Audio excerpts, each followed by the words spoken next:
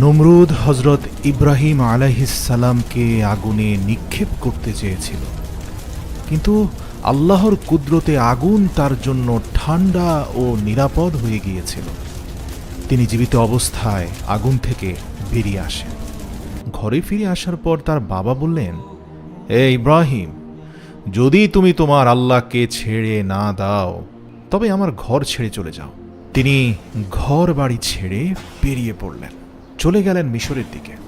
মিশরের রাজা যখন জানলেন ইব্রাহিম আলাইহিসসালাম আল্লাহরই একজন নবী, তখন তিনি নিজের কন্যা হজরত হাজরাকে হজরত ইব্রাহিম আলাইহিসসালামের সঙ্গে বিবাহ দেন। এরপর হজরত ইব্রাহিম আলাইহিসসালাম স্ত্রী হাজরাকে নিয়ে ফিলিস্তিনে চলে গেলেন। সেখানেই তারা স্থায়ীভাবে বসবাস শুরু করেন।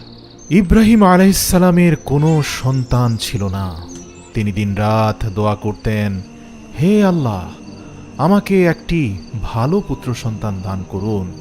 অনেক বছর পার হয়ে গেলেও সন্তান আসেনি। সময় কেটে যাচ্ছিল, ইব্রাহিম আলাইহিসসালাম বৃদ্ধ হচ্ছিলেন, তবু তার অন্তরে ছিল আশার প্রদীপ। 84 বছর বয়সেও তিনি দোয়াই করে যাচ্ছিলেন। বারবার বলছিলেন, হে আমার রব, আমি এখনো তোমার করুণা থেকে নিরাশ হইনি। তুমি আমাকে বার্ধক্যে একটি সম্ভ্রান্ত সন্তান দান করো। অবশেষে আল্লাহ তার দোয়া কবুল করলেন। 84 বছর পর হজরত ইব্রাহিম আলাইহিসসালামকে একটি পুত্র সন্তান দান করলেন মহান আল্লাহ। তিনি অত্যন্ত আনন্দিত হলেন এবং ছেলের নাম রাখলেন ইসমাঈল। সে সন্তানকে তিনি বুকের কাছে জড়িয়ে রাখতেন, চুমু খেতেন, কাঁধে তুলে নিয়ে বাজারে ঘুরে বেড়াতেন, তার সঙ্গে খেলতেন, আড্ডা দিতেন, আরও কত কি। কিন্তু সেই আনন্দ দীর্ঘস্থায়ী হয়নি। সন্তানের জন্মের 1 সপ্তাহ পার হয়নি, তখনই হজরত জিবরাইল আলাইহিসসালাম আসমান থেকে এসে বললেন, হে আল্লাহর নবী, আল্লাহর নির্দেশ, আপনি আপনার স্ত্রী ও সন্তানকে নিজের থেকে আলাদা করুন। ইব্রাহিম আলাইহিসসালাম আতঙ্কিত হয়ে জিজ্ঞেস করলেন, হে জিবরাইল, আমি কোথায় নিয়ে যাব আমার স্ত্রী ও শিশুকে? তিনি বললেন, আল্লাহ যেদিকে নির্দেশ দেবেন সেদিকেই তাদের নিয়ে যাবেন। পরদিন সকালে জিবরাইল আলাইহিসসালাম উট নিয়ে মানুষের রূপে হাজির হন। ইব্রাহিম আলাইহিসসালাম স্ত্রী হাজরা ও শিশুপুত্র ইসমাঈল আলাইহিসসালামকে উটে বসিয়ে নেন আর নিজে উটের পেছনে পেছনে হাঁটতে থাকেন। তাদের এই চলার পথে প্যালেস্তাইনের পুরো শহর পেরোয়, দিন পেরোয়, সপ্তাহ পেরোয়, মাস পেরিয়ে যায়। জিবরাইল আলাইহিসসালাম ঠিক সেই জায়গায় পৌঁছান বর্তমানে যেখানে কাবা শরীফ অবস্থিত। তখন সেখানে কেউ বাস করত না, চারপাশে পাহাড় আর নীরবতা। জিবরাইল আলাইহিসসালাম বলেন, ইব্রাহিম, তোমার স্ত্রী ও সন্তানকে এই নির্জন স্থানে রেখে দাও, এরপর নিজে ফিরে যাও ফিলিস্তিনে। ইব্রাহিম আলাইহিসসালাম স্তব্ধ হয়ে গেলেন। এ কি, সেই সন্তান যার জন্য আমি পুরো জীবন দোয়া করেছি তাকে এখন ফেলে যেতে হবে?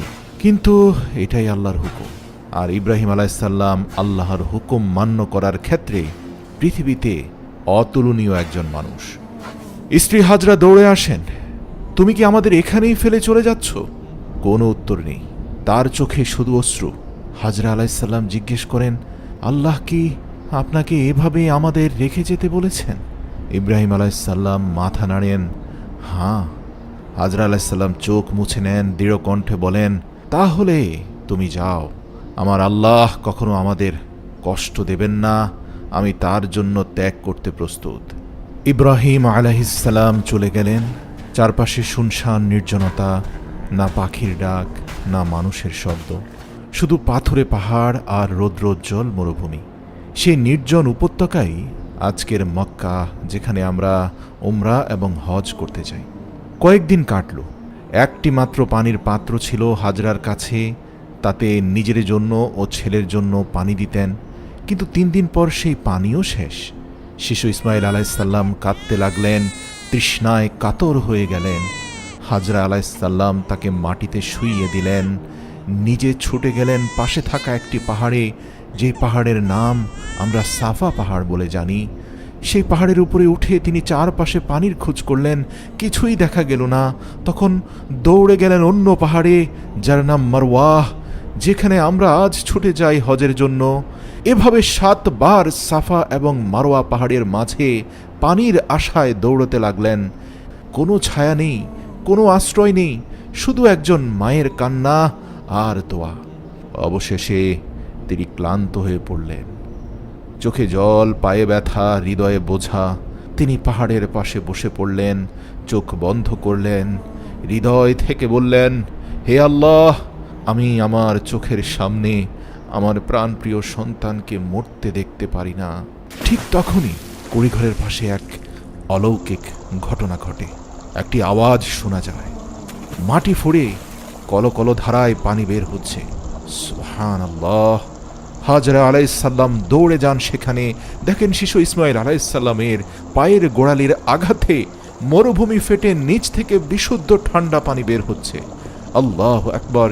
মাটি ও পাথর দিয়ে সেটার চারপাশে বাঁধ দেন, পানির বাঁধ কোনোভাবেই থামছে না। এর জন্য তিনি আরবিতে বলেন জাম জাম, মানে হচ্ছে থামো থামো। আর আজ আমরা সেই কূপটিকে জমজম কূপ বলে জানি। সেই কূপের পানি খেয়েই সকল হাজিরা তৃষ্ণা মেটায়। এই সেই কূপ।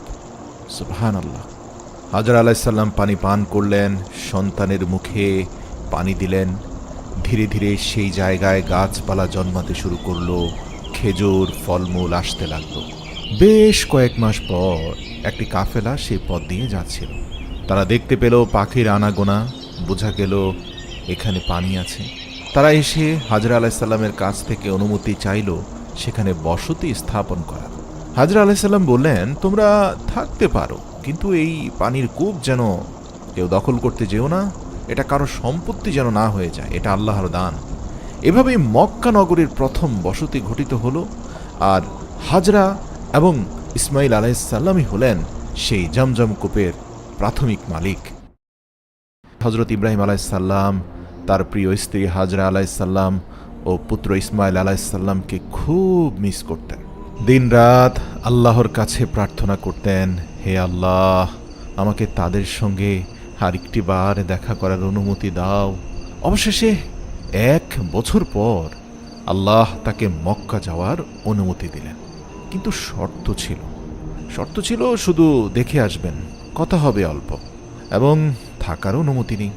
1 মাস সফরের পর ইব্রাহিম আলাইহিসসালাম পৌঁছে যান সেই পুরনো নির্জন স্থানে, যেখানে তিনি তার স্ত্রী ও সন্তানকে রেখে গিয়েছিলেন। উটের পিঠে বসা স্বামীকে দেখে হাজরা আলাইহিসসালাম আবেগ আপ্লুত হয়ে কাঁদতে লাগলেন। 2টি চোখ অশ্রুতে ভরে যায়। তিনি বললেন, তুমি এসেছ, এসো, ঘরে এসো। কিন্তু ইব্রাহিম আলাইহিসসালাম বললেন, না, আমাকে কেবল দাঁড়িয়ে দেখা করার অনুমতি দেওয়া হয়েছে। হাজরা আলাইহিসসালামের হৃদয় আবার ভেঙে যায়, চুপ করে যান। প্রাণপ্রিয় স্বামীকে 1 বছর পরে দেখছেন, সেই স্বামী বলছে শুধু দাঁড়িয়ে দেখার অনুমতি। নিজেকে সামলে নেন। ইব্রাহিম আলাইহিসসালাম বললেন, আমার সন্তানকে একটু কোলে নিতে দাও। হাজরা আলাইহিসসালাম শিশুটিকে পিতা ইব্রাহিম আলাইহিসসালামের কোলে তুলে দেন। ইব্রাহিম আলাইহিসসালাম তাকে বুকের সঙ্গে জড়িয়ে ধরেন। চোখ ভরে অশ্রুধারা বইতে থাকে। 87 বছর বয়সের একজন পিতার সবচেয়ে প্রাণ ভোমরা একমাত্র পুত্র ইসমাইল আজ তার কোলে। তার সন্তানের মুখ দেখছেন। মাত্র মিনিট কয়েকের জন্য অনুমতি আছে। আল্লাহু আকবার! তারপর তিনি আবার ফিরে গেলেন ফিলিস্তিনে। আবারও 7 বছর পার হয়ে গেল। ইসমাইল আলাইহিসসালামের বয়স হলো 7 কিংবা 8। এক রাত ইব্রাহিম আলাইহিসসালাম একটি স্বপ্ন দেখেন। স্বপ্নে একজন বলছে, ইব্রাহিম, তোমার সবচেয়ে প্রিয় জিনিসটি কোরবানি করো আল্লাহর জন্য। তিনি জেগে উঠলেন, চিন্তিত হয়ে পড়লেন। পরদিন তিনি 100টি ছাগল কোরবানি করলেন। জানিয়ে রাখি, ইব্রাহিম আলাইহিসসালাম অত্যন্ত সম্পদশালী ব্যক্তি ছিলেন। দ্বিতীয় রাত আবারও স্বপ্ন দেখেন, ইব্রাহিম, তোমার সবচেয়ে প্রিয় জিনিস তুমি কোরবানি করো। তিনি এবার 100টি ওট কোরবানি করলেন, কিন্তু সেই স্বপ্ন দেখা বন্ধ হলো না। তৃতীয় রাতে একই স্বপ্ন, ইব্রাহিম, তোমার সবচেয়ে প্রিয় জিনিস কোরবানি করো। এবার ইব্রাহিম আলাইহিসসালাম বুঝলেন, নবীদের স্বপ্ন কোনো তুচ্ছ তাচ্ছিল্য করার জিনিস নয়। নবীদের স্বপ্ন আল্লাহর তরফ থেকে আসা ওহী। নিঃসন্দেহে এর মাধ্যমে এই পৃথিবীর বুকে আমার নয়নের মণি সেই ইসমাইলকেই কোরবানি করার কথা বলা হচ্ছে, কারণ ইসমাইল আমার জীবনের চেয়েও বেশি প্রিয়। আল্লাহর নির্দেশ অমান্য করার সুযোগ নেই। ইব্রাহিম আলাইসাল্লাম সাথে সাথে ছুরি হাতে নিলেন, একটি উটে চড়ে রওনা হলেন মক্কার পথে। বয়স তখন তার 92 বছর। মাসখানেক পর তিনি পৌঁছান মক্কা। হাজরা আলাইসাল্লাম আনন্দে উদ্বেলিত হয়ে দৌড়ে এসে বলেন, তুমি এসেছ, এবার থাকো না হয়। ইব্রাহিম আলাইসাল্লাম বললেন, না, আমাকে আবার ফিরে যেতে হবে, তবে আমার সন্তানকে একটু বেড়াতে নিয়ে যেতে চাই। হাজরা আলাইসাল্লাম আনন্দে রাজি হয়ে যান, ইসমাইল আলাইসাল্লামকে প্রস্তুত করে দেন। ইব্রাহিম আলাইসাল্লাম ছেলেকে নিয়ে হাঁটতে শুরু করলেন। গন্তব্য মক্কার পাশের মিনা উপত্যকা। সন্তান খেলছে, হাঁটছে বাবার পাশে। ইব্রাহিম আলাইসাল্লাম একদিকে হাসছেন, আরেকদিকে কাঁদছেন। হাসছেন যখনই দেখেন শিশু ইসমাইল খেলাধুলা করছে আনন্দে আত্মহারা বাবাকে পেয়ে, আর কাঁদছেন তার উদ্দেশ্যের কথা ভেবে। এভাবে হাঁটতে হাঁটতে মিনার এক নির্জন স্থানে পৌঁছে হজরত ইব্রাহিম আলাইসাল্লাম বললেন, হে আমার পুত্র, আমি স্বপ্নে দেখেছি আমি তোমাকে কোরবানি করছি, তুমি কি বলো, কি করা উচিত? ইসমাইল আলাইসাল্লাম বললেন, আব্বাজান, আপনি যা আদেশ পেয়েছেন তাই করুন। ইনশাআল্লাহ আপনি আমাকে ধৈর্যশীলদের একজন হিসাবে পাবেন। আল কোরআন। ইসমাইল আলাইসাল্লাম আরও বলেন, আমাকে শক্ত করে বেঁধে দিন, যাতে কোরবানির সময় আমি নড়ে না যাই। আপনার জামাতে যেন আমার রক্ত না লাগে, যাতে আপনি দেখে দুঃখ না পান।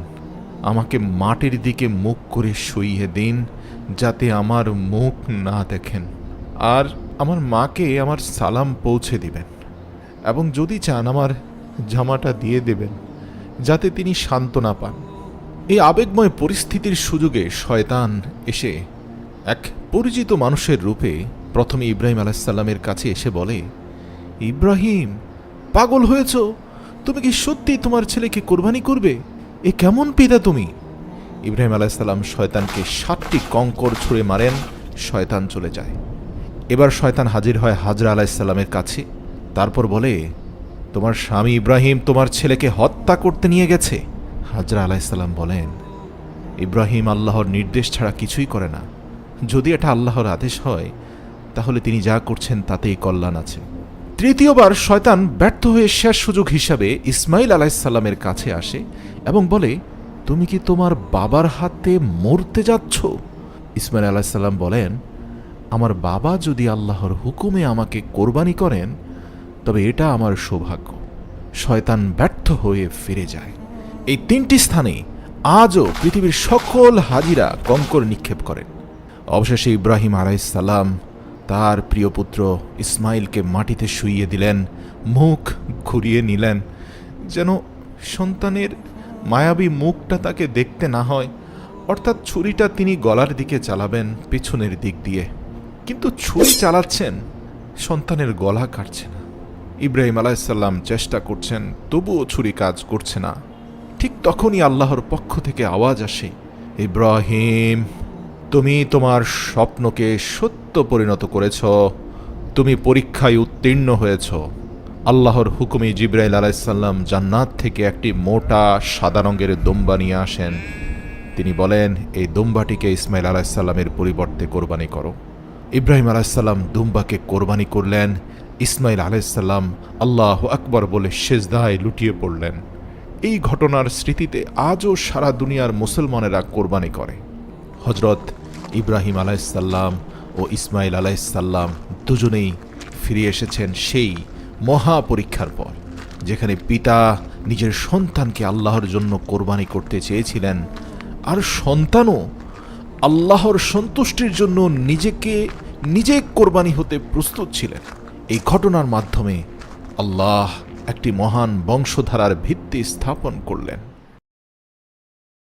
এর কিছুদিন পর আল্লাহর পক্ষ থেকে ইব্রাহিম আলাইসাল্লামের কাছে আরও একটি আদেশ আসে, তুমি ও তোমার পুত্র মিলেই এই পবিত্র উপত্যকায় আমার ঘর নির্মাণ করবে, যেই ঘর কিয়ামত পর্যন্ত একমাত্র আমার ঘর হিসাবে পরিচিতি পাবে।